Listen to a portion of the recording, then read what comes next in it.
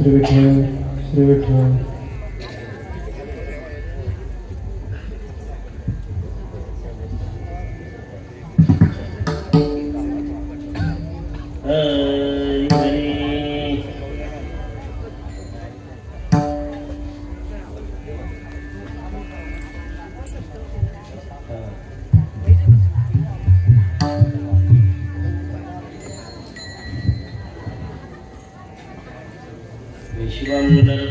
विश्वदर्पणदृश्यमाननगरी तुल्यं निजान्तर्गतम्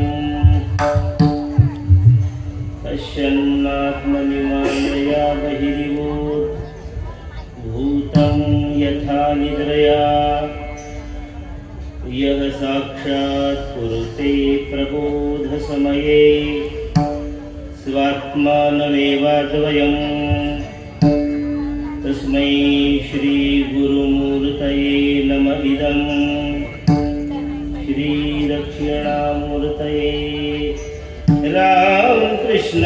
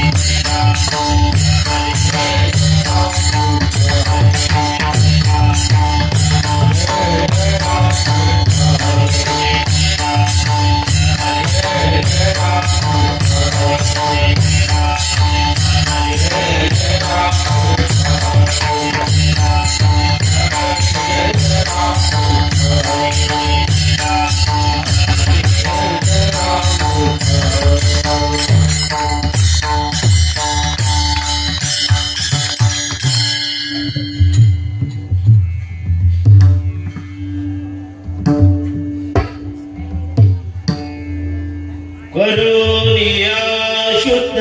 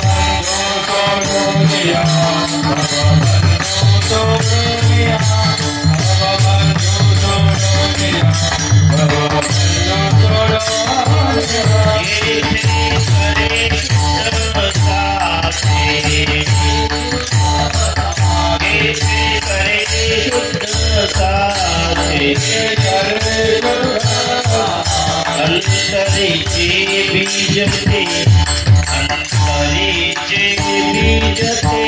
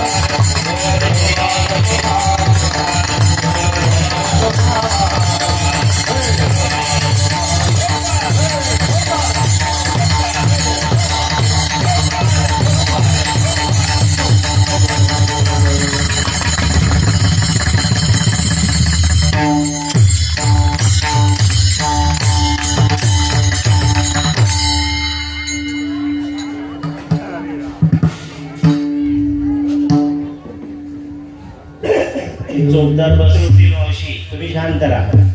ती चौकदार त्याच्यासाठीच असतात ते एकदम शांत.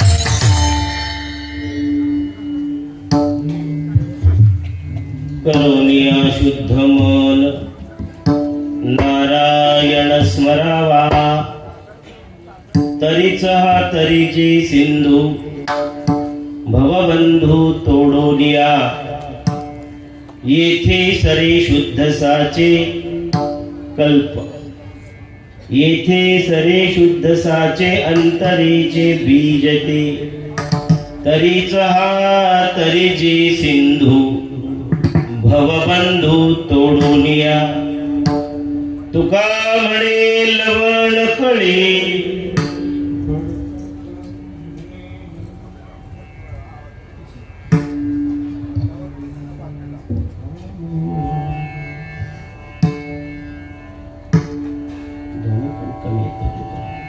तुका म्हणे लवण कळी पडता जळी ते होय तरीचा तरीची सिंधू भवबंधू तोडोनिया पांडुरंगा करू प्रथमा नमन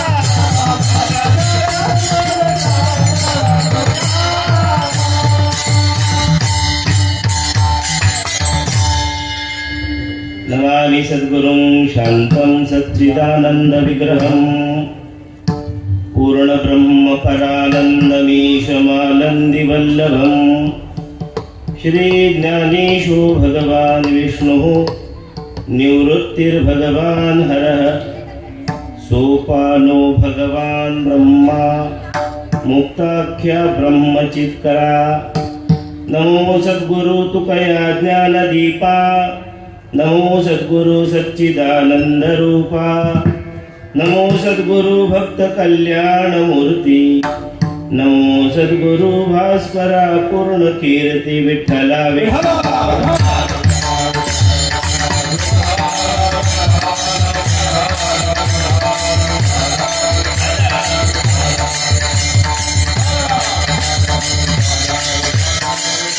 करोनिया शुद्ध मन नारायण स्मरावा तरीचा हा तरीची सिंधू भवबंधू तोडोनिया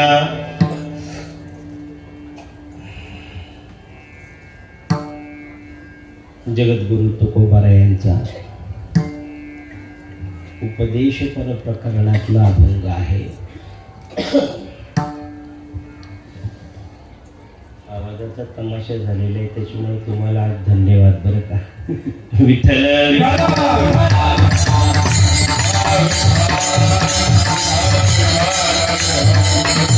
अभंग आहे, उपदेशपर प्रकरणातला अभंग आहे.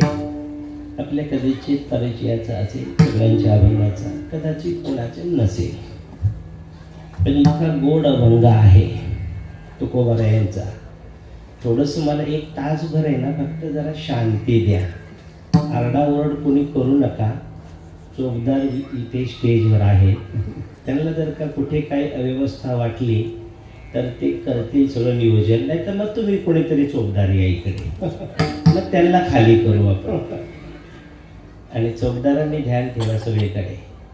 खरं म्हणजे चोपदारांचं काम असतं, कुठे काही टाचणी पडली की लगे तुमचे कान टवकारले पाहिजे.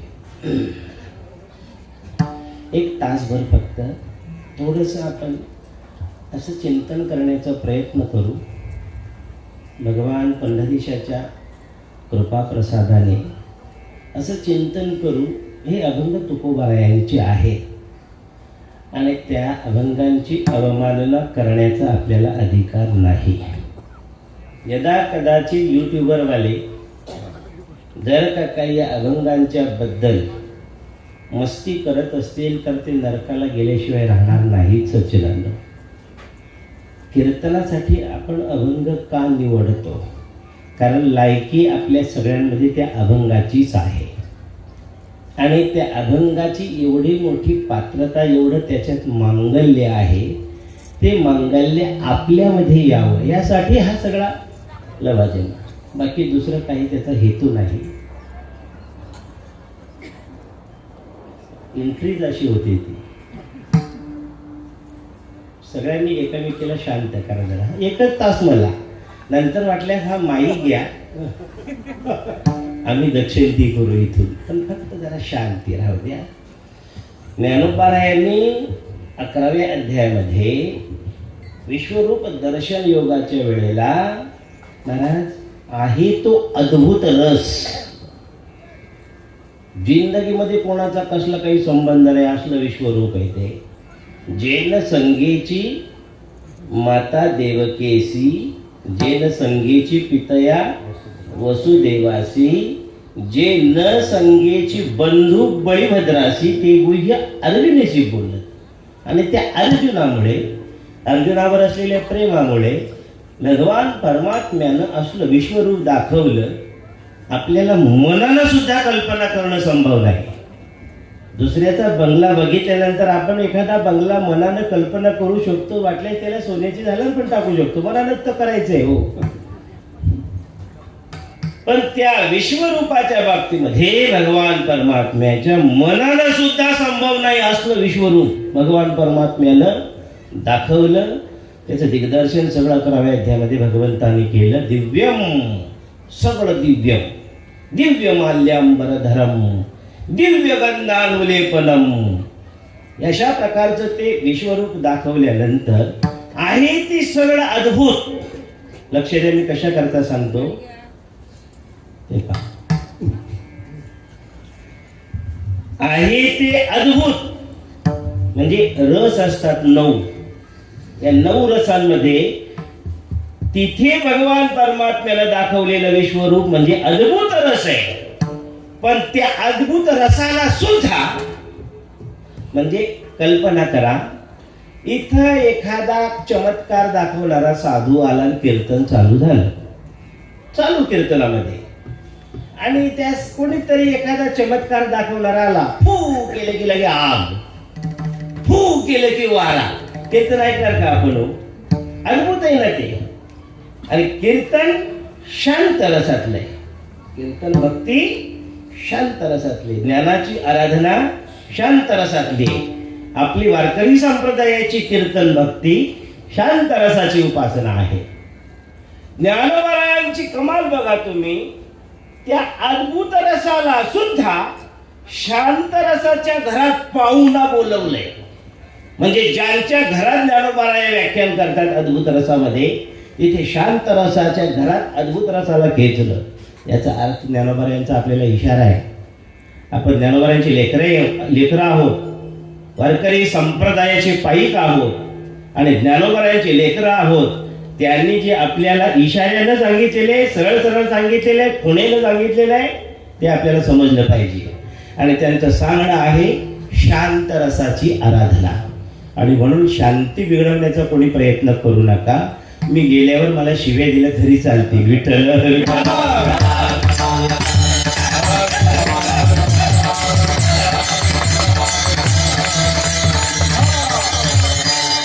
नजर लागली होती म्हणे 36व्या वर्षामध्ये या सप्ताहाला. कुणाची तरी नजर लावणारी काही कलियुगातच थोडी आहेत का? श्री रामप्रभूंचा अवतार कोणत्या युगात झाला हो? त्रेतायुगामध्ये झाला. त्रेतायुगामध्ये सुद्धा नजर लावणारे होती की नाही? बर, हिरण्यकश्यपूचा वध कोणी केला? हिरण्यकश्यपूचा कोणला माहिती? हिरण्याक्षाचा वध कोणी केला? कोणी का करेना, आम्हाला काय त्याची घ्यायची गरज आहे. कोणत्या युगातली घटना आहे?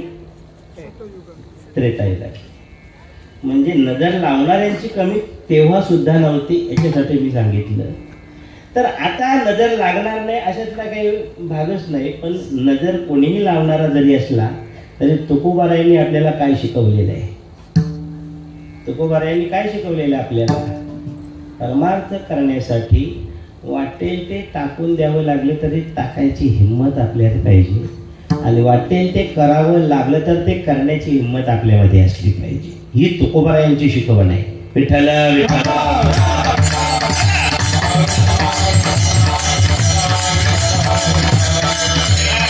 तिसऱ्या तपामध्ये आपण प्रवेश केलेला आहे.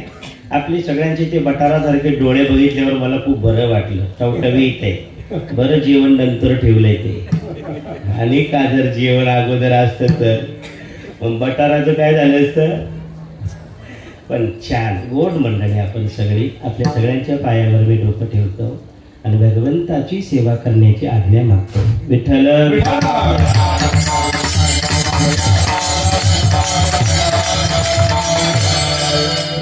श्रीकृष्ण वारकरी संप्रदाय हरिपाठ मंडळ बेलपाडा यांच्या नियोजनाखाली हरिभक्त पारायण आपले गजानन महाराज ठाकूर बाबा यांच्या पावन आशीर्वादाखाली प्रल्हाद महाराजांचे आमचे वडील आणि आमचे वाज्याचे जावई कालच आले दावत निमंत्रण घेऊन. म्हटलं नसतं निमंत्रण घेऊला तरी घेऊन आले तरी मी आलोच असतो. डायरीमध्ये एकदा तारीख आली की संपला विषय. आणि यांच्या सगळ्यांच्या प्रेरणेतून आणि आपल्या सगळ्यांच्या उपस्थितीमध्ये आज दादा या ठिकाणी येऊन बसले. दादा आले मध्ये कीर्तन झालं. विठ्ठल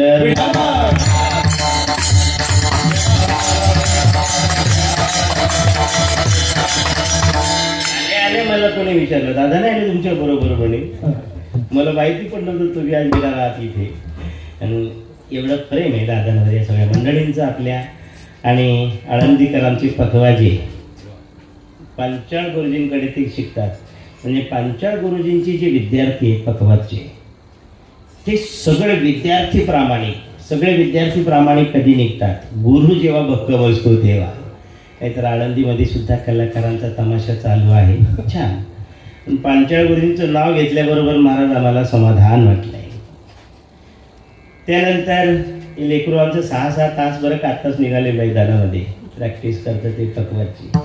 आपण सगळे मंडळी या ठिकाणी आलेलो आहोत आणि सगळ्यांनी मिळून जरी एखाद्या कार्याला प्रतिबंध आला तरी प्रतिबंध झुगारून परमार्थ करायचा असतो.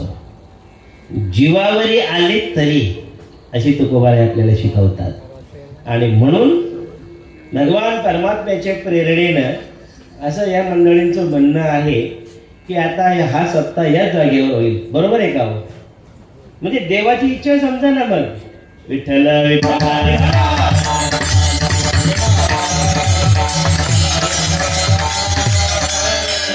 एवढी जर का घर मालक आणि त्यांच्या अनायास एवढ्या वारकऱ्यांचे पाय त्यांच्या घराला लागतात या सप्ताहाच्या माध्यमातून. एक घर मालक भाग्यवान आहेत बरं का. महाराज वारकऱ्यांचे पाय आपल्या दरवाजाला लागण्यासाठी भाग्याशिवाय रस्ताच नाही दुसरा कोणताच रस्ता नाही. आणि ज्यांच्या भाग्यामध्ये होत आयत त्यांनी नाकारलं. तुमच्या भाग्यामध्ये आलं प्रतिज्ञा करायची मेलो तरी चालेल, दरवाजातून स्वतः आता बाहेर नाही गेला पाहिजे कुठे. जर का आपल्याला आपल्या इष्ट देवतेवर आणि आपल्या संतांवर आस्था असेल तर त्या आस्थेच्या पुढे या जगात कोणीच मोठा नाही महाराज. आस्था, आता तो विषय माझा भरकटे, मला अभंगावर बोलायचंय. ही आस्था अंतःकरणामध्ये उत्पन्न होण्यासाठी एकच महाभारतातला श्लोक आपल्याला सांगतो आणि लगेच पुढे जातो. जन्मांतर सहस्रेषु, आस्था म्हणजे श्रद्धा अंतःकरणामध्ये उत्पन्न होण्यासाठी हजारो जन्मांमध्ये काय केलं पाहिजे? दारू पिली पाहिजे, सुकट खाल्ली पाहिजे, बोंबील भाजली पाहिजे. काय केलं पाहिजे? भगवान वेदव्यास महर्षी बोलतात, जन्मांतर सहस्रेषु तपोज्ञान समाधिभी. शब्द बघा, हे त्यांचे आहेत बरं का हे शब्द. कशाला तप म्हणतात माहितीये का आपल्याला? तप कशाला म्हणतात नाही माहिती, अजून माहिती पण नाही. तप करणं खूप दूर आहे. तपः ज्ञान, ज्ञानाची आराधना, आणि समाधी, तप ज्ञान आणि समाधी यांच्या द्वारा हजारो जन्मामध्ये तप ज्ञान आणि समाधी यांचे द्वारा काय केलं पाहिजे? जन्मांतर सहस्रेषु तपोज्ञान समाधिभिः पूतात्मा. हजारो जन्मामध्ये असं केल्यानंतर ज्यांचं अंतःकरण पवित्र होतं, धूत पापमा, त्याचे सगळेच्या सगळे पाप धुतले जातात. ज्याच्या नशिबाला पाप आहे त्याला साधू जवळ आला तरी भेटत नाही महाराज. अशी शेकडो उदाहरणं देईन तुम्हाला मी, पण मला आता पुढे जाऊन देऊ नका. पूतात्मा धूत पापमाच कृष्णे भक्ती ही प्रजाये. भगवान वेदव्यास महर्षी म्हणतात तेव्हा जमतंय. नाहीतर दरवाजात आलेलं पाठीमाघारी जाते महाराज. याला खुशाल म्हणायचं दुर्भाग्याची ही खाण आहे महाराज. ज्याला साधू समजत नसेल तर त्याने नाक रगडा समाधीवर आमचे ज्ञानोबा यांची जिंदगीवर नाक रगडीत राहा. नको समाधी नाही मिळणार नाक रगडायला, पुण्यात्मा लागतो त्याला. ज्ञानोबा पायरीवर तिथे वारकऱ्यांची धूळ पडते, तिथे नाक रगडली जावी तेव्हा साधू स्वप्नात कुठेतरी समजला जातो. म्हणून यांची आराधना झाली पाहिजे. संसाराची राख झाली तरी चालेल, पण साधू दरवाज्यातून माघारी नका जाऊ देऊ सज्जनांना. सप्ताहाचं माध्यमही साधू दरवाज्यात यावी. आणि या सप्ताहाच्या माध्यमातून जर का उलट साधू आपल्या दरवाज्यातून, आम्ही मधुकरी करायचो आळंदीत असताना, आता बंद झाल्या मधुकरी. एखाद्या वेळेला नाठा माणसं म्हणजे गाव तिथे काय म्हणतात आपल्याकडे असतो मधुकरी, आम्ही आवाज द्यायचो मधुकरी. नवीन मुलगा जर असला ना त्याला घर लवकर लक्षात राहत नाही. म्हणजे मधुकरी मागण्यासाठी सुद्धा घरं ती निश्चित असायची आणि त्याला भिक्षा नाही बोलता येणार, त्याला मधुकरीच बोलावी लागते. आणि आळंदीच्या विद्यार्थ्यांनी, पूर्वीच्या विद्यार्थ्यांनी मधुकरी खाऊन साधना आराधना केलेली आहे. आमचा संस्थेत नंबर आल्यानंतर माझी मधुकरी बंद झाली. तोपर्यंत आम्ही मधुकरी करत राहिलो. पण एखादा नाखाळ असं असलं ना, मधुकरी म्हटल्यानंतर पुढच्या घरी असतात ना सगळीकडे. त्याच्यामुळे त्यांचं चिंतन नाही पाहिजे, आपल्याला चिंतन पाहिजे. वारकऱ्याच्या पायावर आपल्याला पडलंच पाहिजे महाराज. याच्यासाठी हा सप्ताह आहे. शिवाय वारकऱ्यांच्या संतांच्या देवाकडे जाण्याचा रस्ता उघडा होतच नाही. तो कोणीही असू दे, तो देव जरी असला, देव कोणता, राजा देवांचा इंद्र, जर साधूच्या पायावर नाक रगडायचे त्याची जर पात्रता नसेल तर त्या इंद्राला सुद्धा आमचा देव चाखायला पण मिळत नाही महाराज. ज्या देवाने त्याला इंद्रपदावर अभिषिक्त केलेला आहे. तेव्हा साधूचा रस्ता बंद करू नका. आपल्या सगळ्यांच्या पायावर मी डोकं ठेवेन. साधू आपल्याला समजत नसेल, नसू द्या, समजू द्या, एवढं सोपं नाही. तरीच महिमान येईल कळून. साधू समजणे एवढं सोपं नाही. पण जरी नसेल समजत तरी साधू ज्या पद्धतीनं असतो, कसा असतो, याची अंतरंग आणि बहिरंग लक्षणं दररोज कीर्तनामधून ऐकून ऐकून जिंदग्या चाललेत आपल्या. ते आत्मसात करा. आणि ज्याला कुणाला तुमचं चित्त साधू म्हणून स्वीकारत असेल, खुशाल त्याला काही द्या, नाही तर नका देव, पण पायावर डोकं नक्की ठेवत चला त्याच्या. जर कल्याण साधायचं असेल तर विठ्ठल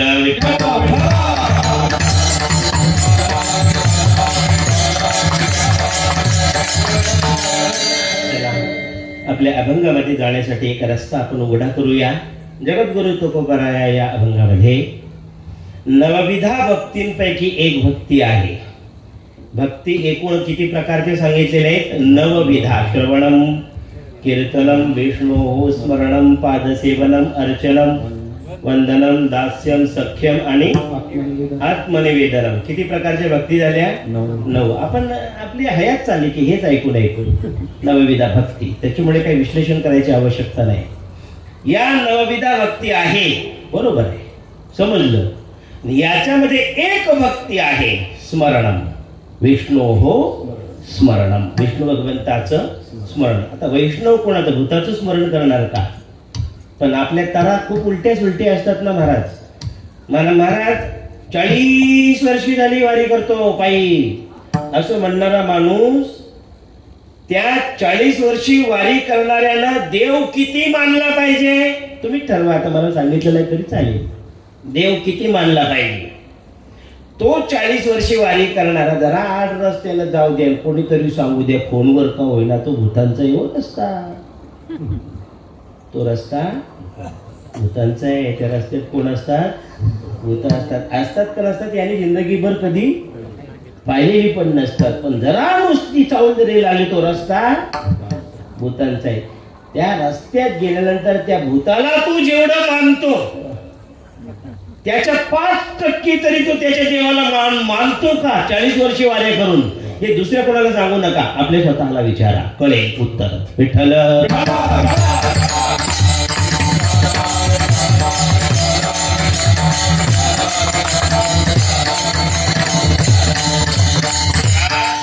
स्मरणम नावाची एक नवविधा भक्ती आहे. स्मरणम म्हणजे काय? स्मरण म्हणजे काय? स्मरण म्हणजे काय? आठवण. स्मरण म्हणजे काय? आठवण. बरोबर आहे. आठवण करायची, पण कोणाची आठवण करायची? विष्णू स्मरणम. याला एक भक्ती म्हणतात. नवविधा भक्तीपैकी एक भक्ती म्हणतात. दररोज काकड्यामध्ये आपण गातो, उठा उठा जागे व्हा आता, उठा जागे व्हा रे आता. आणि पुढे काय? स्मरण करा पंढरीनाथा. हिला स्मरण भक्ती म्हणतात. माहिती आपल्याला सगळ्यांनी आपण ह्या गोष्टी ऐकलेल्या आहेत, श्रुत केलेल्या आहेत. पण स्मरण भक्ती करायची कशी हे किती जणांना माहिती आहे? यासाठी संतांना लेखणी उचलावी लागते. त्या नवविधा भक्ती आहे. देवर्षी नारदांनी नारद भक्ती सूत्रामध्ये 11 प्रकारची पण भक्ती सांगितली. 11 एकधा अपि एकादशधा भवती. ही भक्ती एकच, पण ती 11 प्रकारची होते. देवर्षी नारद म्हणतात. राहू द्या. या नवविधा भक्तीपैकी ही जी एक भक्ती आहे स्मरण भक्ती, देवाचं स्मरण करणं, ही भक्ती कशी करायला पाहिजे? कशी करायला पाहिजे? स्मरण भक्ती कशी करायला पाहिजे? स्मरण भक्ती कशी करायला पाहिजे? स्मरण भक्ती आपल्याला माहिती आहे, परंतु स्मरण भक्ती करायला कशी पाहिजे तिची ही जी विधा आहे, ही विधा आपल्याला माहिती नाही. म्हणून संतांना लेखणी उचलावी लागते. स्मरण भक्ती माहिती आहे, ही नवविधा भक्तीपैकी एक भक्ती आहे, पण करायची कशी हे आपल्याला माहिती नसल्यामुळे जगतपूर नाही तर काय होतं माहिती आहे का महाराज? कधी कधी म्हणजे कधी कधी काय 99% वेळा परिस्थिती अशी येते. आता मला महाराज म्हणतात लोक, आता मी पेटा पण बांधायला लागलोय, लोक पाया पण पडतात, भारी भारी भारी भारी गोड गोड खायला तर घालतात वरून दक्षिणा पण देतात. मग आता जर का कोणी विचारलं तुम्हाला माहिती आहे का स्मरण भक्ती कशी करायची, तर नाही कसं म्हणायचं बाबा, खाऊन चुकलोय लोकांचं. आता खाल्लेलं असल्यानंतर नाही कसं म्हणणार आता. मग तिथे काय करायला सुरुवात होते आपली, थापा मारायला सुरुवात होते. आणि या थापा मारून दुसरं काही होईल महाराज, पण परमार्थ नव्हता. परमार्थ केवळ सत्याच्या पायावर उभा राहायला पाहिजे. आणि परमार्थ सामुदायिक नाही, व्यक्तिगत आहे. ज्यानं आपल्या चित्ताची उंची वाढवली तो परमार्थाचा अधिकारी आहे. विठ्ठल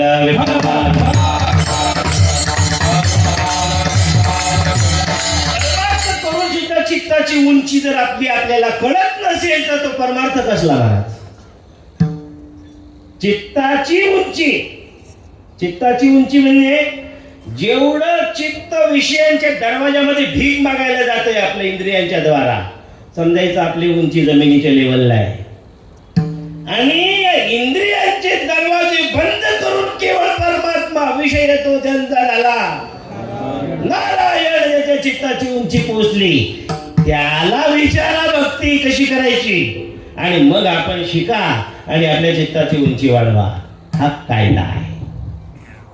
आणि म्हणून स्मरण भक्ती नवविधा भक्तींपैकी एक भक्ती आहे असं जरी असलं तरी स्मरण भक्तीचा आचार आणि स्मरण भक्तीचा विचार आपल्याला माहिती नाही. ते माहिती करून देण्यासाठी जगद्गुरु तुकोबारायांनी हा अभंग आणलाय.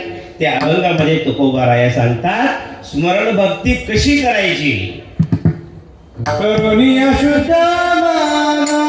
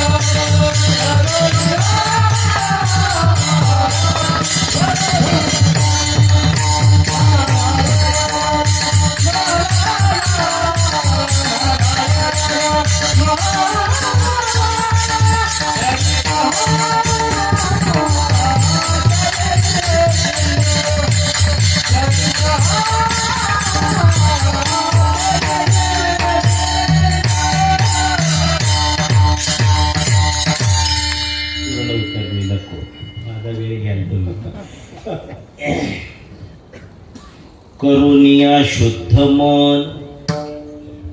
भगवान परमात्म्याची जी स्मरण भक्ती आहे ही केल्याशिवाय आपल्याला पाऊल पुढे उचललं जाणार नाही. महाराज कोणी पण असू द्या स्मरण करायचंय. स्मरण करायचं म्हणजे काय मी बोलतो पुढे, पण ही जी स्मरण भक्ती आहे ही स्मरण भक्ती भगवान परमात्म्याकडे आपलं पाऊल पुढं टाकण्यासाठी उचलते, आपल्याला उचलून घेते. परमार्थ करायचे म्हणजे काय, देवाच्या दरबाराकडे वाटचाल करायचे. जेवढा जेवढा देव म्हणजे सूर्यनारायणाचं दर्शन घेण्यासाठी लक्षणं होतात की नाही सुरुवातीला ना, तरी पूर्व दिशेच्या राऊळामध्ये सूर्य यायचं उगवायचा असेल तर अगोदर सूर्य उगवण्याची लक्षण प्रकट होतात, नंतर सूर्य उगवतो बादशाहसारखा. पण सूर्य उगवायच्या अगोदर रात्रीचा नाश अगोदर होतो.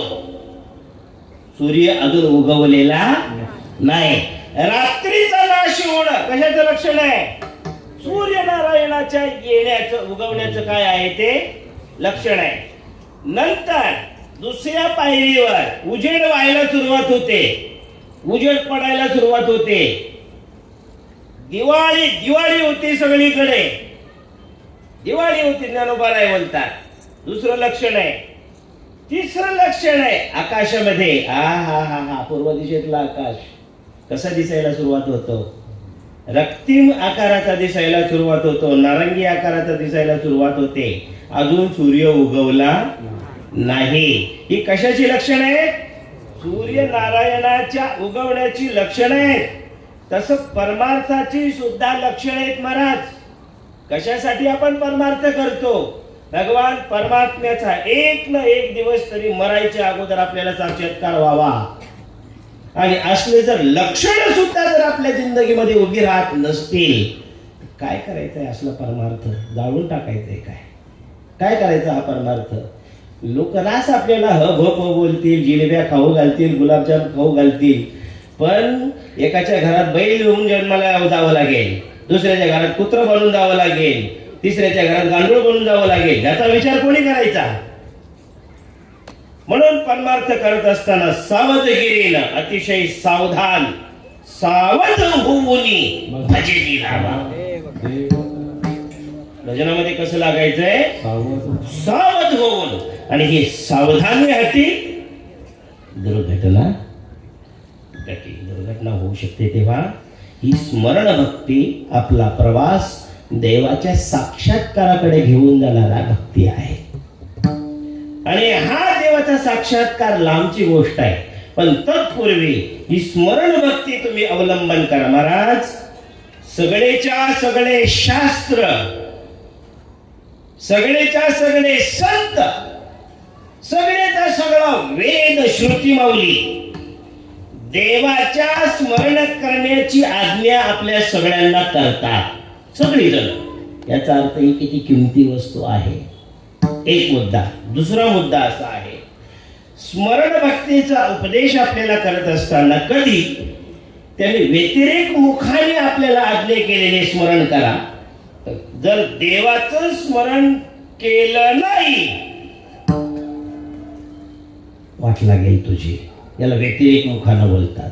कधी अन्वय मुखानं संतांनी आणि शास्त्रानं आपल्याला देवाचं स्मरण करायला सांगितलेलं आहे. जर का देवाचं स्मरण केलं तर ही परिस्थिती निर्माण होईल, याला अन्वय मुख बोलतात. आणि जर स्मरण देवाचं केलं नाही तर असं होईल, अशा प्रकारे संत आणि शास्त्र बोलतात. विसरली देवा,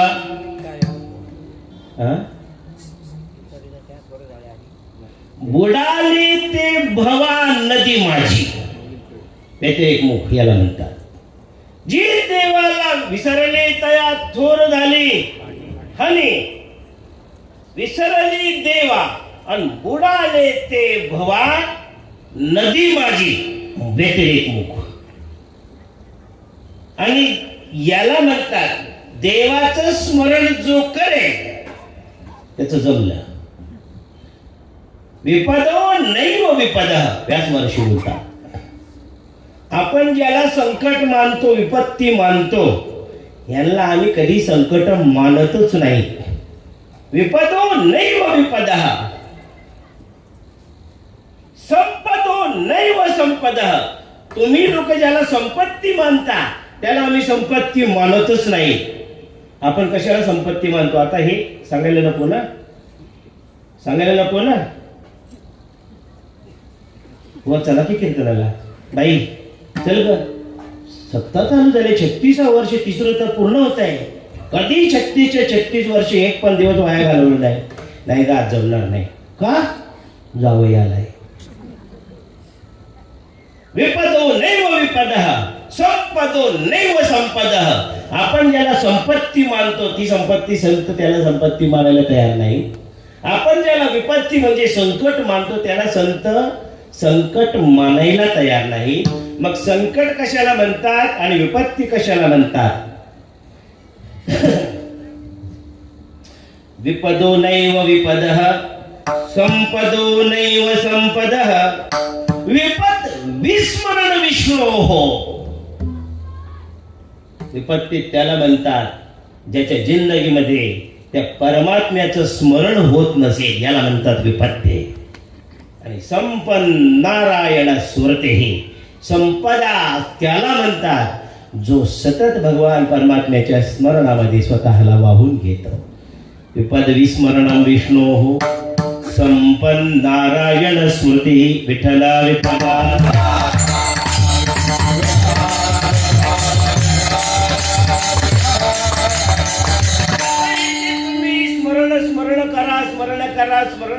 स्मरण भक्ती म्हणता, विष्णू हो स्मरण भक्ती म्हणता, पण नेमकी स्मरण भक्ती म्हणजे काय नंतर आपण चिंतन करू ती कशी करायची असते.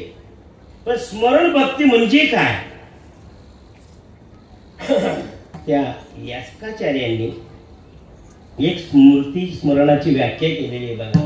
संस्कृत मध्ये आहे, प्रमाण म्हणून बोलतो, मराठीत समजावून सांगतो.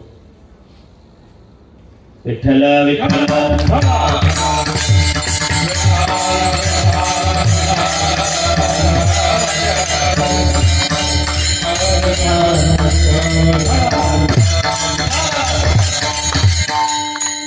यथार्थ किंचिन मनसा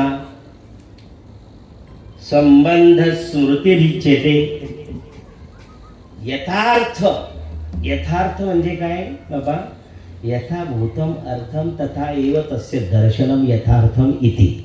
जी वस्तू जशी आहे तशीच्या तशी तिला बघणं याला म्हणतात यथार्थ. आता हे काय आहे? घर आहे. हे घर आहे का? आपण म्हणतो. मग आपण म्हणतो म्हणून घर म्हणावं का याला? त्याच्यापेक्षा संत याला घर मानायला तयार आहेत का? नाही तर का नाही? आणि संत जर याला घर म्हणत असतील तर का म्हणतात? या गोष्टीचा निर्वाळा आपल्याला करता येईल का? ज्या गोष्टीला संतांनी मार्क दिले, शिक्का मारला, ती गोष्ट सत्य आहे. ही वस्तू आहे माईक वस्तू आहे. म्हणजे काय? एक इलेक्ट्रॉनिक काय म्हणतात त्याला वस्तू आहे. आणि हा स्टँड आहे. स्टँड म्हणजे तिला उभा करणारा. आता जवळ इंग्रजी स्टँडला मराठी काय बोलतात मला सांगतो का तू? आपण मराठी माणसं आहोत. तेव्हा ही वस्तू जी आहे, ही वस्तू एका भूतापासून नाही बनली, पंचमहाभूतापासून बनलेली आहे. म्हणजे या स्टँड मध्ये पृथ्वी, जल, तेज, वायू आणि आकाश इतकी महाभूत आहेत. तरच ही वस्तू आपल्या समोर येईल, नाहीतर आपल्या समोर येऊ शकत नाही. इंद्रियांचा ते विषय बनवू शकत नाही. मग ही वस्तू पंचभौतिक आहे, म्हणजे पंचमहाभूत याच्यामध्ये आहेत. याच्यामध्ये आपल्याला पृथ्वी दिसते, पण जल, तेज, वायू आणि आकाश आपल्याला दिसतो का? म्हणजे आपल्याला दिसतो तो माईकच आहे. हे यथार्थ दिसतंय का? नाही दिसत. कारण याच्यामध्ये पाण्याचं दर्शन आपल्याला होत नाहीये. पाणी याच्यातलं पाहू शकत नाही. याच्यामध्ये अग्नी आपण पाहू शकत नाही. पण आहे का नाही? आहे. नसतं तर ही वस्तू अस्तित्वालाच पावली नसती.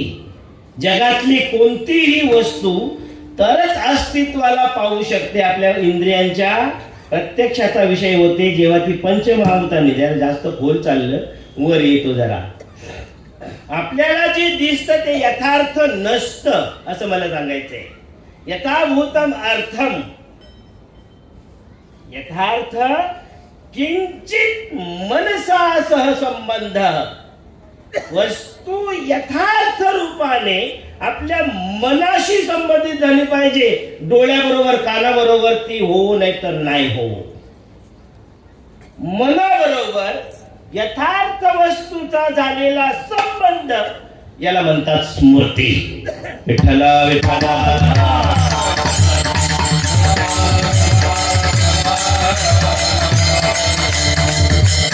याला म्हणतात यथार्थ वस्तू बरोबर मनानं संबंध स्थापन करणं. याचा अर्थ आहे स्मरण करा पंढरीनाथा. हा त्याचा अर्थ आहे. जर मनानं, आता काय आपण काय बारीक स्मरण करतो का? आता काही सांगायला पाहिजे का सासरानं जावई? गरज नाही ना सांगायची. फक्त मनानं ज्या वस्तूचा संबंध आलेला आहे ती वस्तू कशी असली पाहिजे? यथार्थ असली पाहिजे. हा कायदा आहे. जर तुम्ही स्मरण केलेल्या वस्तूला भक्ती हे नाव द्यायचं असेल तर त्याचा सर्वात मोठा कायदा हा आहे, मनाबरोबर ज्या वस्तूचा संबंध झालेला आहे ती वस्तू कशी असली पाहिजे? यथार्थ असली असली पाहिजे. त्याला म्हणतात स्मरण भक्ती. का कशा करता वगैरे आता हजारो त्याच्यातून रस्ते निघतील, पोट रस्ते निघतील. कारण ज्याचे जया ध्यान, विषयांचं स्मरण करायच्या ऐवजी यथार्थ वस्तूचं म्हणजे परमात्म्याचं स्मरण करा, असं संत ज्या अर्थी आपल्याला सांगतात त्याचा मुख्य हेतू असा आहे, ज्याचे जया ध्यान, ध्यान म्हणजे स्मरण. जो माणूस ज्या वस्तूचं ध्यान करतो, ऐका, ती वस्तू जर विनाशी स्वरूपाची असेल आणि तरी सुद्धा जर आपण तिचं स्मरण करत असू तर आपण कशाला प्राप्त होणार? विनाशाला प्राप्त होणार. आणि आपण विनाशाला प्राप्त होऊ नये म्हणून स्मरण भक्ती. ज्याची जया ध्यान तेची होय त्याचे मोल. ज्या वस्तूचं आपण ध्यान करू म्हणजे संस्कार टाकू म्हणजे स्मरण करू, आपलं मन तेच होणार. ती जर का विनाशी वस्तू असेल तर आपण विनाशाला प्राप्त होऊ. आणि संसाराचं ध्यान आपण जर करत असू तर संसाराचं स्वरूप काय? दुःख बांधवडी आहे हा संसार. संसार कसा आहे? दुःख बांधवडी म्हणजे बांधलेला, दुःखानं बांधलेला आहे संसार. आणि हे माहिती असून सुद्धा जर संसाराचं स्मरण आपण करत असू तर स्मरण आपलं यथार्थ आहे का दुःख मूल आहे? निर्णय करा. पहिली गोष्ट, परमात्म्याचं स्मरण का करा याच्यासाठी सुद्धा संत आपल्या समोर कारण उपस्थित करतात. सुखरूप ऐसे तुझे कोण सांगा, माझ्या पांडुरंगा सारखे ते. पांडुरंगाशिवाय सुखरूप या जगात दुसरी वस्तूच नाही. त्याचं जर तुम्ही ध्यान केलं म्हणजे स्मरण केलं म्हणजे स्मरण भक्ती केली तर त्याचं जर स्वरूप सुखाचं आहे तर आपल्याला सुद्धा कुठे ते नेऊन ठेवेल? स्मरण सुखावर नेऊन ठेवेल. म्हणून स्मरण भक्ती यथार्थ किंचिन मनसा सह संबंध स्मृती. यथार्थ वस्तू बरोबर त्याचा सरळ अर्थ असा होतो, परमार्थ म्हणजे परमात्म वस्तू बरोबर जर का आपण संबंध स्थापन केला तर त्याच वस्तूला स्मरण भक्ती असं म्हणतात. महाराज विठ्ठल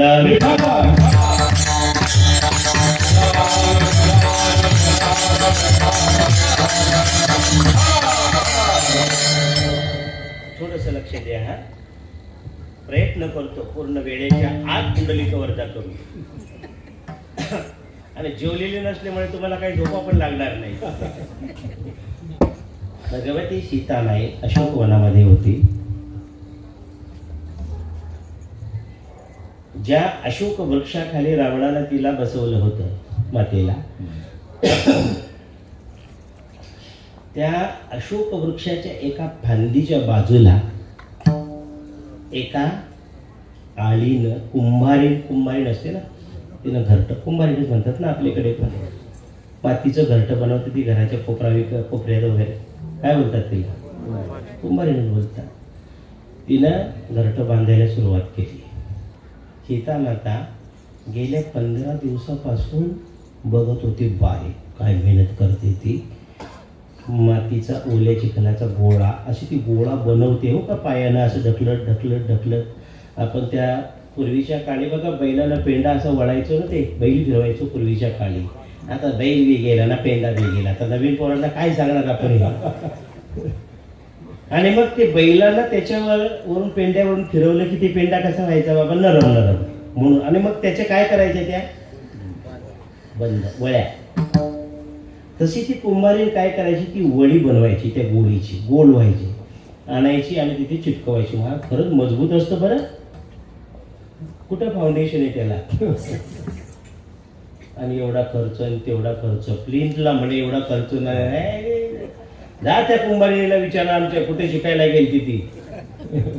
असं मजबूत हाताला नाही तोडू शकत तुम्ही ते त्याला. ते इतकं मजबूत असतं ते. त्याला काय विळाने कोयताच घ्यावा लागतो काढायचं असलं तर.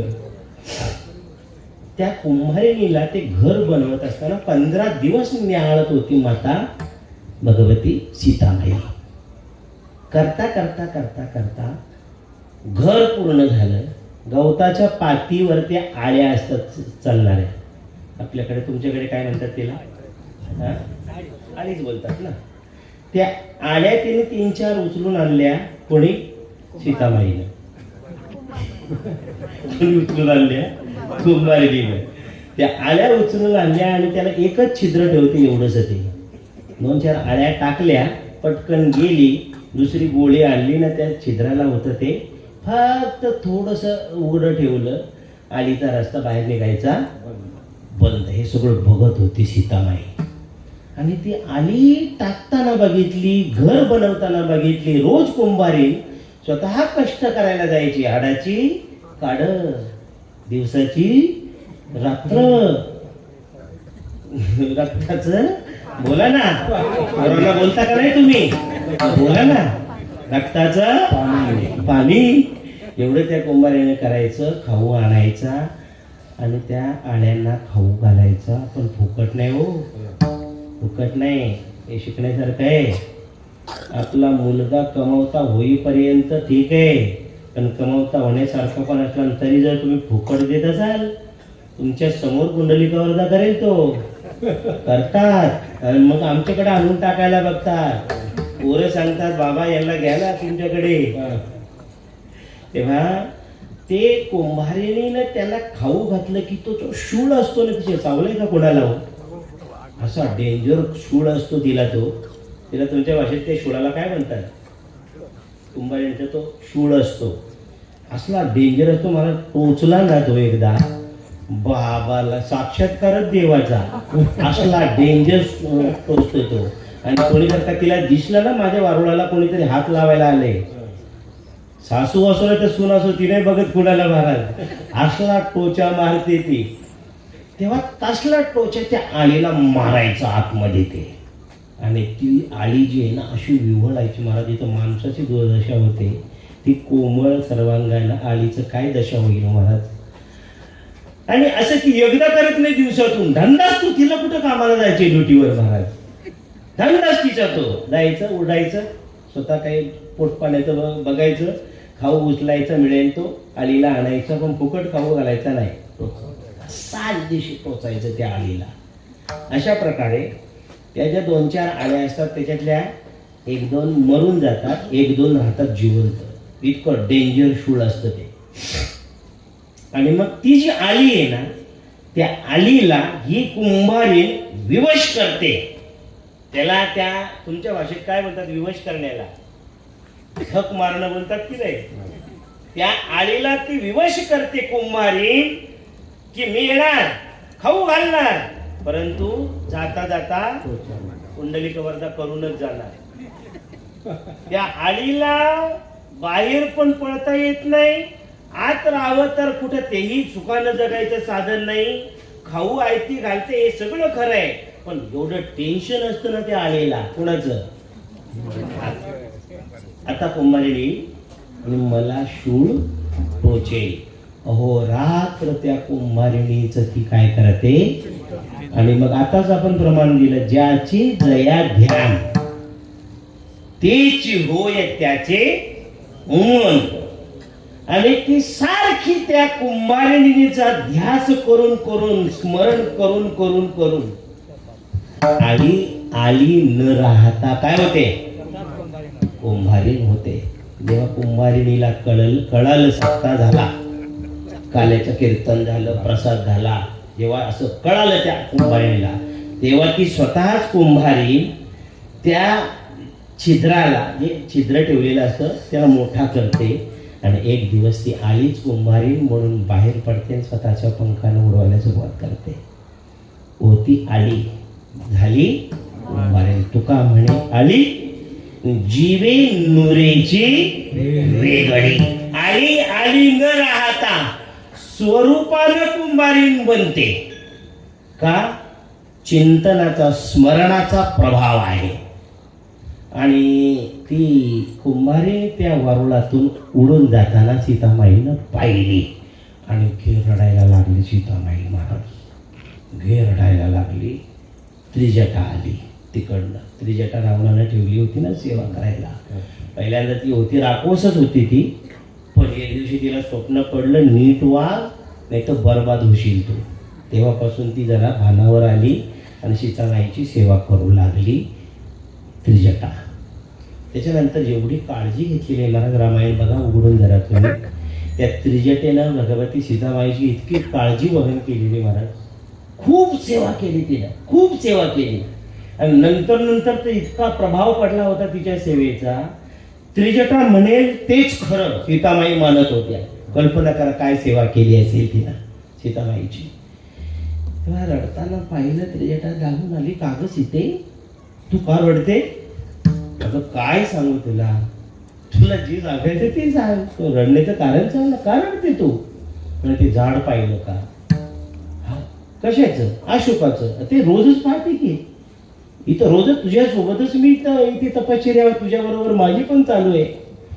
तसं नाही, त्या झाडावर त्या फांदीच्या बाजूला ते कुंभारिणीचं घर दिसतंय का?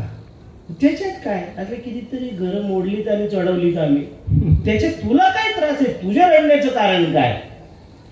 अगं तसं नाही, त्या कुंभारिणीने 4 आळ्या त्यांनी घरामध्ये टाकताना पाहिल्या. हो होतच ते सगळ्या कुंभारिणी, त्यांचंच ते त्यांची मतं वाढवायचा धंदा सगळ्यांचाच आहे ना. आपल्या वार्डातली मतं काय झाली पाहिजे? वाढले पाहिजेत. कोणी कसं वाढवतं तर कोणी कसं, तिचं तसा प्रकार आहे. तुम्ही खालून कार्यक्रम करता, ती वरून करते एवढा. तेव्हा मग आता पण तुला त्रास काय झाला ते मला सांग. म्हणजे तसं नाही, होती ती टाकताना आली, पण 15 दिवसानंतर मी पाहिलं तर ती कुंभारीण बनलेली दिसली. तुकाराम महाराजांचं प्रमाण ऐकलं नाही का? तुका म्हणे आली जीवे उद्याची वेगळी, जीवाला ती वेगळी राहत नाही. ते धंदाच कसला येतो. प्रत्येक घरट्यामध्ये प्रत्येक कुंभारीण हेच करते. आज जी आली होती ती कुंभारीण म्हणून निघाली, ती सुद्धा उद्याच्याला काय करणार आहे? हाच धंदा करणार आहे. तिला काय फॉर्म भरायची गरज? हाच धंदा करणार आहे. अशा प्रकारे अगं तसं नाही. हे बघ सीते, तुला जे काही सांगायचं ते एकदा सांगून टाक. उगी आता 9:30च्या पुढे जर का गेलीच ना तू तर मग मात्र काही खरं नाही तुझं. बघ लक्षात ठेव. बरं सांगते बघ. ती आली, त्या कुंभारिणीच्या ध्यानामध्ये स्मरणामध्ये राहिली, तर ती काय झाली? कुंभारीण बनली. तुला समस्या माहिती आहे का? माझं तसंच चाललंय. अहोरात्र मी कोणाचं स्मरण करते तुला पण माहिती आहे ना. लोकाभिरामम रणरंगधीरम राजीवनेत्रम रघुवंशनाथम कारुण्यरूपम करुणाकरंतम श्रीरामचंद्रम प्रपत्ते. अशा प्रकारे मी त्यांचं ध्यान करते. मग तरी पण तुला समजत नाही का अजून? उद्याच्याला मीच जर का राम बनली तर जगातून सीता नष्ट होईल, आणि ज्या दिवशी या जगात सीता नसेल जग राहणार नाही. विठ्ठल विठ्ठल.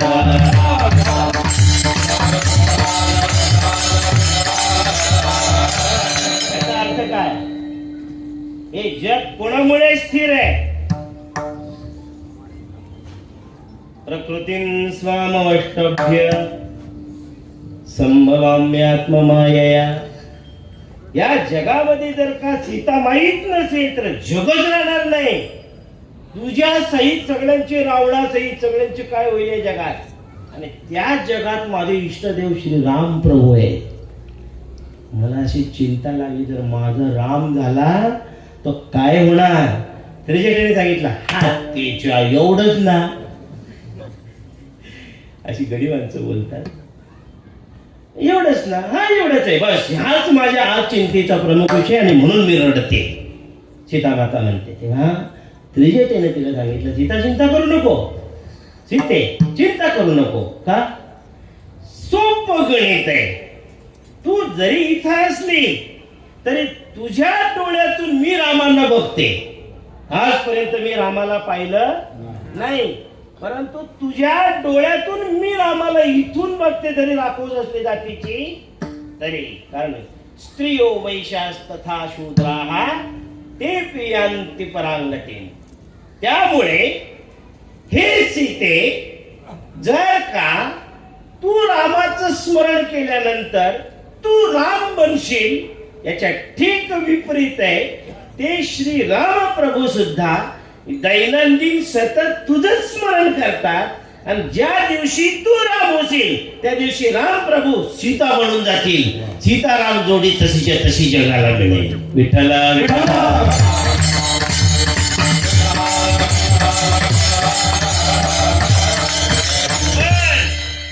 सीतेचा राम होण्यासाठी किंवा रामाला सीता होण्यासाठी एक कायदा मात्र जरूर पालन करावा लागेल. कोणता? करुणी अशुद्ध मन.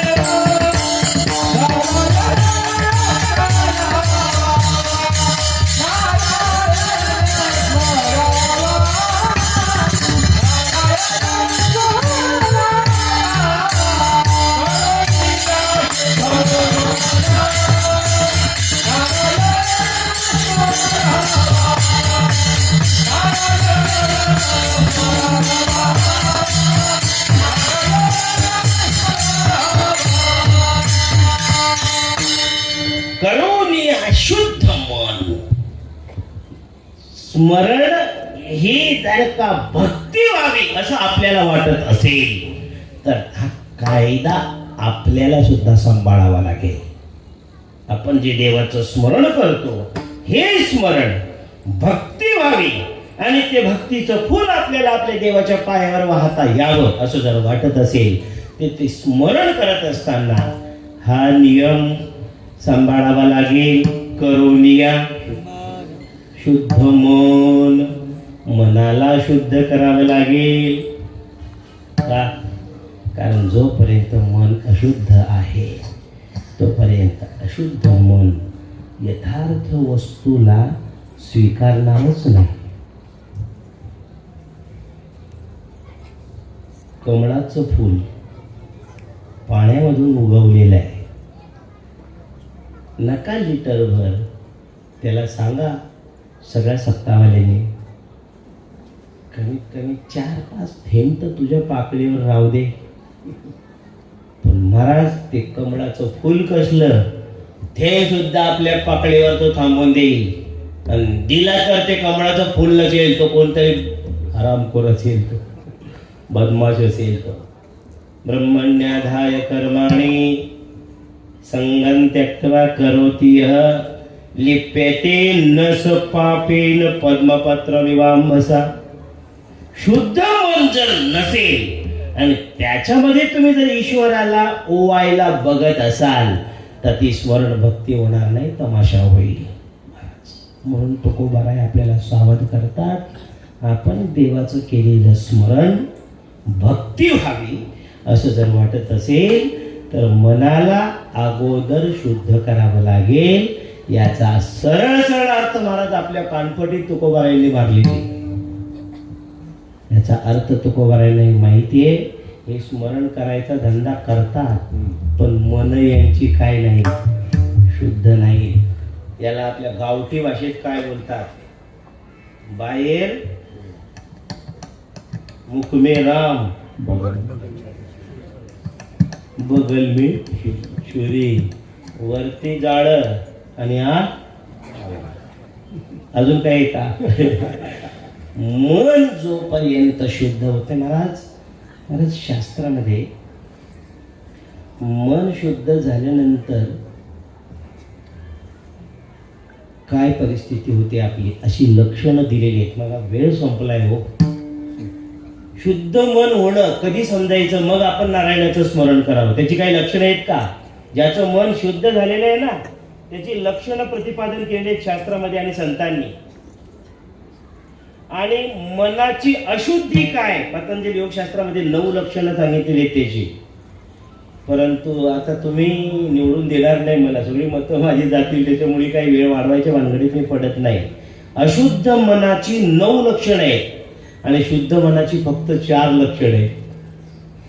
काय केल्यानंतर मन माझं शुद्ध झालं असं समजायचं, हा एक स्वतंत्र, एक नाही मला 2 किंवा 3 कीर्तनं जातील त्याला. इतका हा सावधानपणानं सांभाळण्याचा विषय आहे. आपलं मन शुद्ध झालं की नाही झालं ओळखायचं कशावरून? एक, किंवा मनाची अशुद्धी कशाला म्हणतात? काय आपल्यामध्ये आहे म्हणजे आपले मन शुद्ध संतांना दिसत नाही? तुकोबारायांना आपलं मन शुद्ध का दिसत नाही? त्याची लक्षणं तुकोबारायांना माहिती आहे. पतंजली योग सूत्रामध्ये त्याची अशी 9 लक्षणं सांगितलेली आहेत, पण आता ते नको त्या विषयात हात घालायला. फक्त एवढं लक्षात ठेवा, जर का मन शुद्ध नसेल तर त्या अशुद्ध मनानं केलेलं देवाचं स्मरण ठीक आहे, साधना होईल, पण स्मरण भक्ती होणार नाही. आणि जोपर्यंत स्मरण नावाची भक्ती आपल्याकडनं होणार नाही तोपर्यंत परमात्मा आपल्यासाठी दुर्लभच असणार. जसं प्रधानमंत्रीचं शीट, मी दिल्लीचा बादशाह बनणार आहे. कोण विचारतोय बाबा? घरात बायकोची चापट काढल्याशिवाय तुला जेवण नीट मिळत नाही आणि तू प्रधानमंत्री बनायला बघतो, जमल का कुठे? नाही ना. तसं जोपर्यंत मन शुद्ध होत नाही तोपर्यंत यथार्थभूत असलेला परमात्मा आपल्या चित्ताचा विषयच नाही बनत, संसार विषय बनतो. बघा तुम्ही आता स्मरण करता करता आपला आता काकडा चालू आहे. उठा जागे भारे आता स्मरण करा पंढरीला. आणि पुढचाच पद आहे का? भाव आहे. आणि हा जो भाव आहे त्या भावाचा अर्थ आहे शुद्ध मन.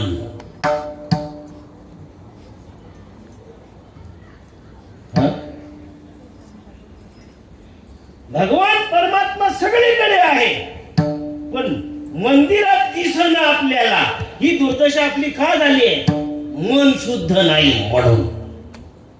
परमात्मा सगळीकडे असं सगळ्या संतांचं टावं बुडून सांगणं आहे, पण आपल्या तो प्रतीतीला प्रत्यक्षाचा विषय बनतो का? आपल्या अनुभवाचा तो विषय बनतो का? सगळीकडला परमात्मा द्या सोडून मंदिरामध्ये आपण मूर्तीची देवाच्या प्राणप्रतिष्ठा केलेली आहे, त्या मूर्तीत तरी देव दिसतो का दगड दिसतो? खोटं बोलू नका. पाया पडताना डोकं ठेवताना डोळे बंद करतो भले, पण जास्त जोरात जर गेलं तर काय होईल? आपटल. आणि देवाला काय नाही होणार. हे होतं का नाही होतं? म्हणजे मूर्तीत देव दिसेना आपल्याला. सगळीकडला कसा देव दिसेल? पण सगळीकडला सुद्धा दिसेल. पण जो भावे चरणी ठेवा माता, या भावाचं नाव काय? सर्व घटी राम भाव शुद्ध.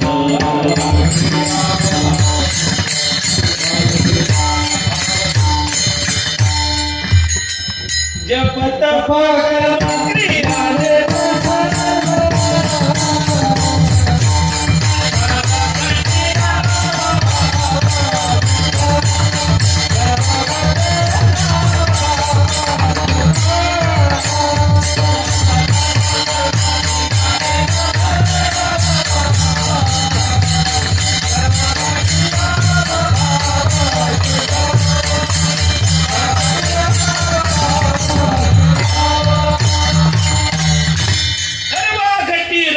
पण कधी कोणाला? भाव शुद्ध, ज्याचा भाव शुद्ध आहे. म्हणून करोनिया शुद्ध मन आणि मग नारायण स्मरावा. बस झालं बुवा आता.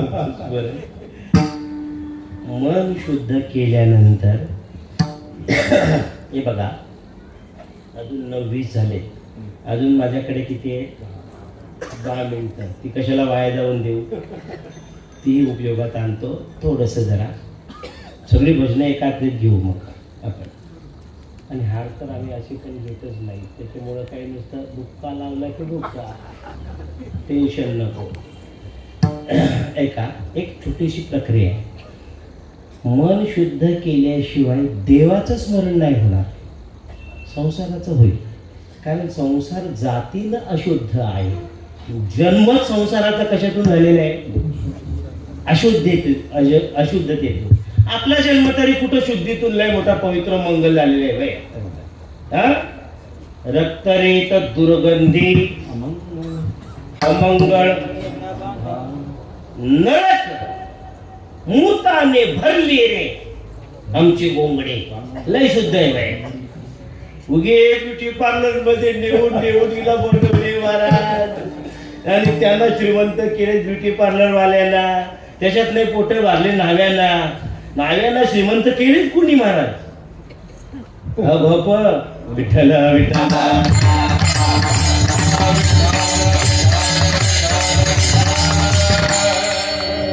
चर्म घातले रे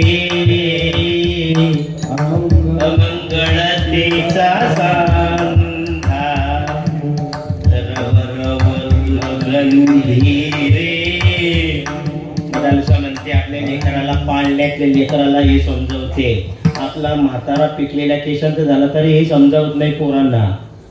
आणि पाळण्यातल्या लेकराला मदालसा शिकवते. पाळण्यामध्ये टाकलंय परिये दे म्हणजे धोका देते. परिये दे मदालसा, ती माता मदालसा धोका देते. हा देह नाशी बंत मळमूत्राचा बांधा. वा वा वा वा वा. हे आपला काय आहे? देह जमल. अशुद्ध मनानं या अशुद्धाचं स्मरण जमल. परंतु देवाचं स्मरण जर करायचं असेल तर षडगुण गोंडे रत्न जडित तुझ श्याम सुंदरा शोभली रे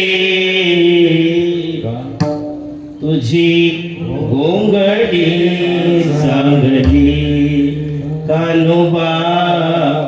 त्याची गोंगडी कशी आहे? चांगली आहे. आणि आपल्या गोंगड्या कशा आहेत? नाही सांगितलेलं जाकली मूठ. हा म्हणतो आय लव्ह यू, चाटीत बस. अरे भूता, जरा का एखाद्या दिवशी रात्री झोपताना फक्त आज काय एवढं आठव. महाराज एक दिवस जर तो लंबरला नाही गेलो अरे कसलं काय. तेव्हा मला म्हणायचा उद्देश एवढाच आहे, शुद्ध मनानं देवाचं स्मरण संभव आहे. मन जर शुद्ध नसेल तर तुम्ही हभप असू द्या, नाही तर हभपचे बाप असू द्या, देव नाही येणार. म्हणून तुकोबाराय म्हणतात, करुणिया शुद्ध मन नारायण स्मरावा. ते अजून माझ्या हातात 5 मिनिटं आहे. हे बघा, जरा लक्ष द्या. परमार्थाच्या दुनियेमध्ये एक असते साध्याकांक्षा, साध्याची आकांक्षा. एक असते साधनाकांक्षा, साधनेची आकांक्षा. आणि तिसरी असते इति कर्तव्यता आकांक्षा. या 3 आकांक्षा जोपर्यंत पूर्ण होत नाही तोपर्यंत साधन सुद्धा करण्याचा अधिकार आपल्याला प्राप्त होत नाही. आणि म्हणून श्री गुरूंची गरज असते. ते आपली साध्याकांक्षा शांत करतात. काय साध्य असलं पाहिजे? मनुष्य जन्माला आल्यानंतर काय केलं पाहिजे? भाकरी खाल्ल्या पाहिजे, बंगले बांधले पाहिजे, पोरांना शिकवलं पाहिजे, डॉक्टर इंजिनियर बनवले पाहिजे. आणि एक ना एक दिवस त्याने घरातून आपल्याला उचलून फेकून दिलं पाहिजे. हे साध्य आहे महाराज आपलं. हो, हे साध्य संतांना मान्य आहे का? हे मनुष्य जिंदगीचं साध्य आहे. आयुष्याच्या साधने सच्चिदानंद पदवी घेणे हे मानव जीवनाचं साध्य आहे. पण जोपर्यंत आकांक्षा पूर्ण होत आहे तोपर्यंत फायदा नाही महाराज. साध्याकांक्षा. दुसरी असते साधनाकांक्षा. मनुष्य जीवनाचं साध्य परमात्म्याची प्राप्ती. ती कशाने होईल अशा प्रश्नाला उत्तर संतांनी द्यावं, समर्थ असले पाहिजे. ते म्हणजे साधनाकांक्षा शांत होते. म्हणजे मनुष्य जन्माचं साध्य संतांनी सांगावं, शास्त्रांनी सांगावं. हे मनुष्य जीवनाचं जे काही साध्य असेल ते प्राप्त करण्यासाठी कोणती साधना केली पाहिजे ती आकांक्षा संतांनी आणि शास्त्राने आमची शांत केली पाहिजे. 2 आणि इति कर्तव्यता आकांक्षा म्हणजे मनुष्य जन्माचं साध्य प्राप्त करण्यासाठी जे काही साधन आपल्याला संतांनी सांगितलेलं आहे ते साधन कसं केलं पाहिजे. 3 या 3 आकांक्षा जोपर्यंत आपल्या पूर्ण होत नाही तोपर्यंत आपल्याकडनं काहीच होऊ शकत नाही. महाराज परमार्थला काहीच होऊ शकत नाही. बघा मीमांसा शास्त्रामध्ये दृष्टांत देताना एक दृष्टांत देतो म्हणजे माझं वाक्य तुमच्या डोक्यात बसेल एवढं वाक्य डोक्यात बसलं तरी आमची जी बडबड आहे ही कामाला लागली असं आम्ही समजू. सज्जनांनो पायावर डोकं ठेवतो आपल्या सगळ्यांच्या. फक्त जरा सर्वांगाचे कान करून ऐका. भाषा शास्त्रातली असल्यामुळे थोडंसं जरा कठीण वाटेल. बघा त्यांनी असं सांगितलं वायू देवतां उपासीत भुक्ती काम आणि श्वेत बलिना. वायुदेवतां उपासीत भुक्ती काम श्वेत बलिना म्हणजे यह भुक्ती काम स्यात् ज्याला ऐश्वर्य पाहिजे. वेदाकडे श्रुतिमावलीकडे आपल्या सगळ्या प्रश्नांची उत्तर आहे. त्या श्रुतिमावलीला वेदाला प्रश्न विचारला आम्हाला ऐश्वर्य संपन्न बनायचं आहे. हे काय भिकारल्यासारखं जे जगणं आहे आम्हाला आवडत नाही शोभत नाही. हे श्रुतिमावली आम्हाला उत्तर द्या. वेदाला विचारलं श्रुतिमावलीला विचारलं अहम भुक्ती काम मला ऐश्वर्य पाहिजे. भुक्ती म्हणजे काय ऐश्वर्य. मला ऐश्वर्य पाहिजे. कारण प्रत्येकाला पाहिजे ना कोणाला नको पाहिजे हो ऐश्वर्य. कोणाला नको. बुवा लोकांना तर पहिले पाहिजेत महाराजांना. कशाला पाहिजे तुला ऐश्वर्य नाक गाजायला. तेव्हा यह भुक्ती काम स्यात् ज्याला कुणाला ऐश्वर्य पाहिजे असेल हे श्रुतिमावली त्याला काय केलं पाहिजे. श्रुतिमावलीने सांगितलं वायू देवतां उपासीत वायू याग करा. वेद दुसरं काय सांगणार तुम्हाला. चोऱ्या करा असं सांगेल. विहित कर्म सांगणार ना. निषिद्ध कर्माचा उपदेश श्रुतिमावली कसं करेल. मग श्रुतिमावलीने सांगितलं की तुम्ही वायू याग करा. कशासाठी ऐश्वर्य पाहिजे आम्हाला म्हणून. आमच्या पोऱ्याचं लगीन जमीन विकायला लागलं तरी चालेल पण थाटात करू म्हणतो. याला भुक्ती काम म्हणायचं का. वेदानं सांगितलं हे असं करा. काय करा वायू याग करा. वायू देवतां उपासीत. पण तो करायचा कसा. श्वेत बलिना पांढऱ्या पशुचा बळी देऊन. कारण तुझ्याकडे ऐश्वर्य का नाही हे पहिलेच ठरलेलं आहे. तरी पण तुला ऐश्वर्य संपन्न बनायचंय. मग असं कर. मग असं केलेलं काय होईल तुला ऐश्वर्य प्राप्त होईल. पण श्वेत बली पांढऱ्या पशुचा बळी दिल्यानंतर जे निर्माण झालेलं पाप आहे ते कोणी भोगायचं हो. ते कोणाला भोगावं लागेल. ज्यानं बळी दिलाय त्यानं. म्हणजे वेद श्रुती माऊली आपल्याला ऐश्वर्य संपन्न बनण्याचा उपाय देते. बनायचंय ऐश्वर्य संपन्न हे साध्य आहे. त्याच्यासाठी साधन काय सांगितलं. वायू देवतां उपासीत वायू याग करा हे साधन सांगितलं. कसं करायचं. श्वेत बलीला पांढऱ्या रंगाचा पशुचा बली द्यायचा. आणि अशा पद्धतीनं महाराज ही सोपं नाही बरं का. नाही तुम्ही इथून झाल्यावर तेवढंच घेऊन जा. हे सोपं नाही. पण वायू याग करणं एवढं सोपं नाही. पण तो ऐश्वर्य संपन्न बनतो. म्हणजे साध्याकांक्षा पूर्ण झाली. साधन आकांक्षा पूर्ण झाली. आणि इति कर्तव्यता आकांक्षा कसं गेला पाहिजे की ही आकांक्षा पूर्ण झाली. आता इकडे बघा. हे कशासाठी सांगितलं मी तुम्हाला. सिद्धांत द्यायचा आहे आपल्या हातात म्हणून. स्मरण भक्ती करायची आहे. स्मरण भक्ती कशासाठी करायची आहे. ईश्वराचा आम्हाला साक्षात्कार पाहिजे. याच्या वाचून सच्चिदानंद पदवी घेणे याच्या वाचून मनुष्य जन्माचं दुसरं साध्य नाहीये. मग आपल्या मनुष्य जन्माचं साध्य आपल्याला माहिती जरी नसलं तरी संतांना माहिती आहे. त्यांना विचारा मनुष्य जन्माचं साध्य काय.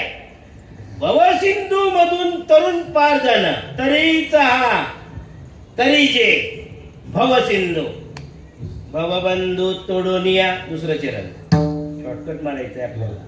तरीचा हा तरीचे सिंधू. देवाची भक्ती स्मरण भक्ती केल्यानंतर तुमच्या हातात साध्य मिळेल. तुमचं काय साध्य मिळेल. या भवदुःखामधून संसाराच्या दुःखामधून तुमची कायमची सुटका होणार हे साध्य आहे. कोणाला नको पाहिजे. कोणाला नको पाहिजे? संसाराच्या दुःखातून कायमची सुटका कोणाला नको पाहिजे? जावयाला नको का, सासऱ्याला नको का, मेवण्याला नको का, मेवणीला नको का, पोऱ्याला नको का, पोरी कोणाला नको आहे? आत्यंतिक दुःखाची निवृत्ती सर्व मनुष्य जन्माचं साध्य आहे आणि त्याचं उत्तर आहे तरीच हा तरी जी सिंधू भवबंधू तोडणीया. त्याच्यासाठी हे साध्य आम्हाला पाहिजे तर मग साधन काय करावं लागेल? स्मरण भक्ती करावी लागेल. काय करावी लागेल? स्मरण भक्ती करावी लागेल. नारायण स्मरावं ही स्मरण भक्ती आहे. पण ही स्मरण भक्ती करायची कशी? करोनिया शुद्ध मन इति कर्तव्यता आकांक्षा. शुद्ध मन केल्याशिवाय स्मरण भक्तीचा नाद करायचा नाही. म्हणजे इथं तसं का सांगता तुम्ही? तुकोबाराय म्हणतात न्यायच तसला येतो. येथे सरे शुद्ध साचे. इथं शुद्ध तरच जमतंय. अंतरीचे बीज ते अंतःकरणामध्ये जराही अशुद्धतेला थारा जर लागला, आपली चप्पल चोरी गेली कीर्तनाला गेल्यावर जातात, सगळ्यांचे जातात. म्हणून का मी दुसऱ्याची मारायची वय? शुद्ध झालं का अशुद्ध झालं? गेलता कीर्तनाला, चप्पल तुला माहिती नाही तुझी जाणार होती पण गेली तर जाऊ दे ना, अशा पुन्हा येतील ना. पण नाही ना, मी का माझी जाऊन देऊ? आता तो काय थोडा फोन करून सांगणार आहे हॅलो तुमची चप्पल मी चोरून लिहिलेली आहे? येडा थोडा आहे का तो? चोर शहाणे असतात आपल्यापेक्षा महाराज. तेव्हा अशा प्रकारे अंतरीचे बीज, अंतरातली इच्छा वासना स्वरूप हे जे बीज आहे भक्तीचं, वृत्ती जी आहे ही शुद्ध लागते. येथे सरे शुद्ध साचे अंतरीचे बीज येते. आत्मधलं सगळं शुद्ध लागतंय तेव्हा मन शुद्ध होत आहे. आणि मन शुद्ध झाल्यानंतर मग काय होते? नारायणाचं स्मरण होतं. नारायणाच्या स्मरणानं काय होतंय? तरीच हा तरी जे सिंधू भवबंधू तोडून या. आणि शेवटच्या चरणामध्ये तुकोबाराया बोलतात. तुका म्हणे लवण कळे. कसं होतं कसं? मिठाचा खडा पाण्याच्या ग्लासमध्ये टाकला. मिठाचा खडा पाण्याच्या ग्लासमध्ये टाकला. आईने सांगितलं हे अरे काम कर इकडे दे 5 मिनिटात. आई म्हणते ते मीठ माझ्याकडे दे. तुला जे मीठ दिलंय याने काय केलं? ते पाण्याच्या ग्लासमध्ये टाकलं. आई म्हणते अरे थांब जरा माझ्याकडे परत दे. आता काय करेल तो? म्हणजे काय झालं? काय मिठाचं पाणी झालं. त्या पाण्यात मीठ नाहीये का? आहे. द्या बरं. जमणार नाही. मीठ काय झालं? पाणी रूप झालं. तसं शुद्ध मनानं देवाची स्मरण भक्ती जर का केली तर तू नाही राहणार, तूच देव बनून जाशील. हा तुकोबारायांचा संदेश आहे सज्जनांनो. पायावर डोकं ठेवतो, प्रसाद करा आणि मग दंभभरा मी परमार्थ केला. नाहीतर महाराज नुसत्या गटांगळ्या आहेत या सगळ्या. तेव्हा हा तुकोबारायांचा संदेश. तुका म्हणे लवण कळी पडता जली ते होय. जलामध्ये लवणाचा खडा मिठाचा खडा पडल्याबरोबर लवण न राहता पाणी रूप बनतं. तसं शुद्ध मनाच्या द्वारा आपण केलेलं देवाचं स्मरण आपल्याला देव बनवतं. हा तुकोबारायांचा आजच्या कीर्तनातला अभंगाचा संदेश आत्मसात करा अशी प्रार्थना करतो आणि या ठिकाणी थांबतो. विठोबा रखुमाई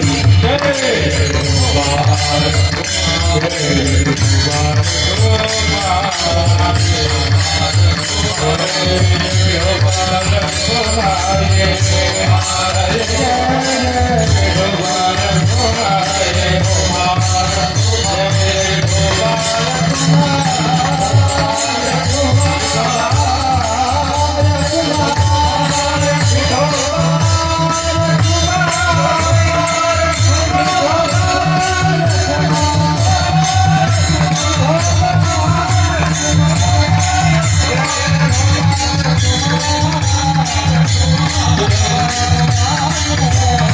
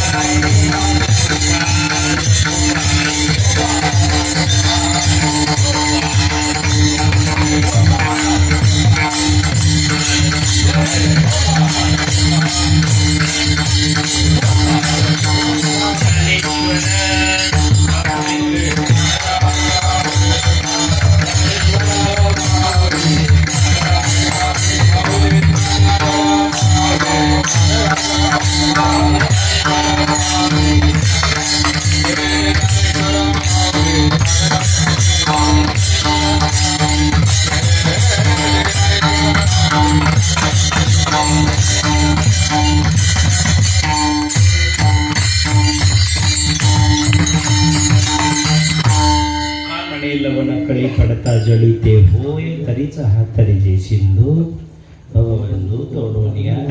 तुकोबारा यांचा अभंग संदेश म्हणून उपदेशपर प्रकरणातला आपल्यापर्यंत आलेला आहे. आपण आत्मसात करा. बोलता बोलता तुमच्या मुखातून काही कटू वचनं निघाली असतील तर मला क्षमा करा. आमच्याकडनं काही घेण्यासारखं वाटलं असेल, नसेलच समजा तर अभंग तरी हा घेण्यासारखा आहे. आत्मसात करा अशी आपल्या सगळ्यांना मी प्रार्थना करतो. 36वे वर्ष म्हणजे तिसरं त या आयोजकांच्या माध्यमातून परिश्रम महाराज एखादा कार्यक्रम आयोजित करण्यासाठी परिश्रम करावे लागतात. त्यांच्या परिश्रमाचं चीज झालं पाहिजे असं आपल्यालाही कुठेतरी वाटलं पाहिजे. आणि परिश्रमाचं चीज म्हणजे एवढंच करून या शुद्ध मन नारायण स्मरावा, हेच परिश्रमाचं चीज आहे. तेव्हा झालेली सेवा श्री हरी नारायण पांडुरंग परमात्म्याचे श्रीचरणी समर्पित करतो. जन नोहे अवघा हा जनार्दन आपण जनार्दनात याने आपल्याही सगळ्यांच्या पायावर समर्पित करतो आणि या ठिकाणी सेवेला पूर्णविराम देतो. तुका म्हणे लवण कळी, तुका म्हणे लवण कळी पडता जळी ते होय तरीच हा तरी जे भवबंधू तोडून या.